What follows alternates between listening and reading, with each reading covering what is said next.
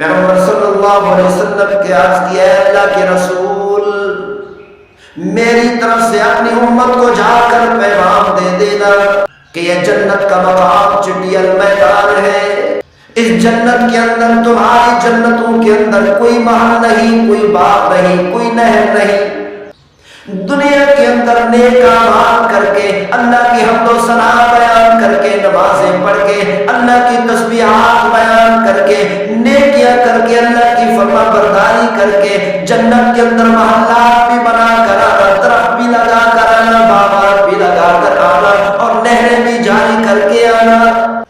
مسلمانوں کو چاہیے کہ 20 رکعت نماز تراویح ادا کرے۔ تراویح کی رکعت کی تعداد 20 ہے، 8 نہیں۔ آج کل مسلمان دھوکہ کھا جاتے ہیں، 8 رکعت تراویح سمجھ کر 8 رکعت پڑھ کر چلے جاتے ہیں، بہت بڑے اجر و ثواب سے محروم رہ جاتے ہیں۔ پیغمبر صلی اللہ علیہ وسلم نے ارشاد فرمایا کہ تراویح کے ہر سجدے کے بدلے میں اللہ تعالیٰ 1500 نیکیاں عطا فرماتے ہیں۔ تراویح کے ہر سجدے کے بدلے میں اللہ تعالیٰ جنت کے اندر سرخ یاقوت کا ایک ایسا محل بنا دیتے ہیں جس کے 60,000 سونے چاندی کے دروازے ہوتے ہیں، اور اللہ تعالیٰ سونے چاندی کا ایک بڑا ایسا درخت جنت میں لگا دیتے ہیں جس کے سائے میں عربی گھوڑا 100 سال تک دوڑتا رہے، سایہ ختم نہ ہو۔ یہ ایک سجدے کا اجر ہے۔ بعض لوگ کہتے ہیں ہمیں اتنے درخت لگانے کی کیا ضرورت ہے، اتنی کثیر تعداد میں محل بنانے کی کیا ضرورت ہے؟ بھئی ضرورت ہے۔ جیسے یہ پاکستان ملک ہے، اس پاکستان ملک کے اندر درخت لاکھوں میں نہ ہو بلکہ ہزاروں میں ہو، درخت بہت تھوڑے ہو پورے ملک میں، کیا یہ ملک اچھا لگے گا؟ یقیناً یہ ملک اچھا نہیں لگے گا، بدصورت لگے گا، خوبصورتی ختم ہو جائے گی۔ اور اسی طرح صرف ملک پاکستان میں، حالانکہ پوری دنیا میں باقی ممالک کے مقابلے میں یہ پاکستان ملک بہت چھوٹا ملک ہے کہ اس چھوٹے ملک کے اندر مکان لاکھوں کروڑوں میں نہ ہو بلکہ یہ مکان لوگوں کے گھر سینکڑوں میں ہو یا صرف ہزاروں میں ہو،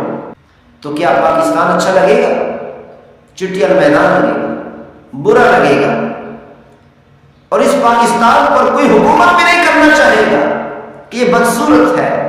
اس میں لوگ نہیں رہتے، اس میں مکانات محلات نہیں ہے۔ اور سب سے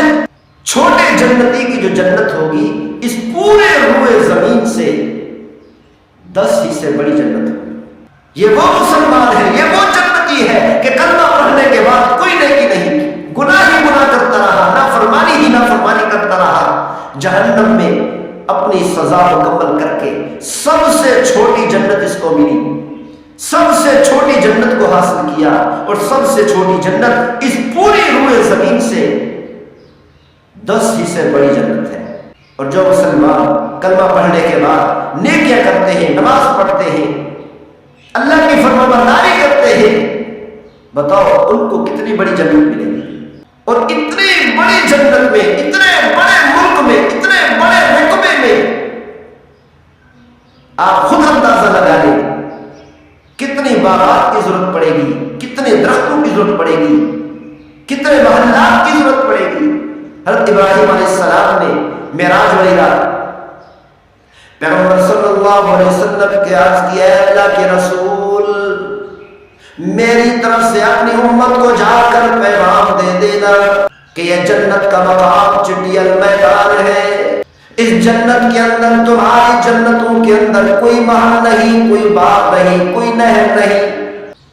دنیا کے اندر نیک اعمال کر کے اللہ کی حمد و ثنا بیان کر کے نمازیں پڑھ کے اللہ کی تسبیحات بیان کر کے نیکیاں کر کے اللہ کی فرما برداری کر کے جنت کے اندر محلات بھی بنا کر آنا، درخت بھی لگا کر آنا، باغات بھی لگا کر آنا اور نہریں بھی جاری کر کے آنا۔ تو اسی لیے نماز تراویح کے ہر سجدے پر اتنا کثیر تعداد میں اللہ تعالیٰ نیکیاں عطا فرماتے ہیں، اتنا کثیر بدلہ عطا فرماتے ہیں، جزا عطا فرماتے ہیں۔ کتنے افسوس کی بات ہے کہ مسلمان بہانے بنا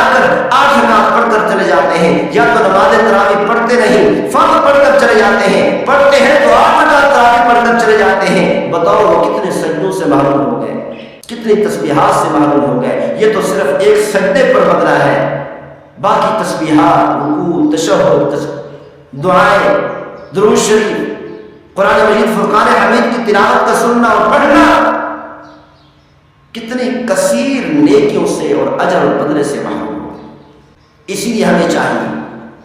کہ ہم 20 رکعت نماز تراویح ادا کریں۔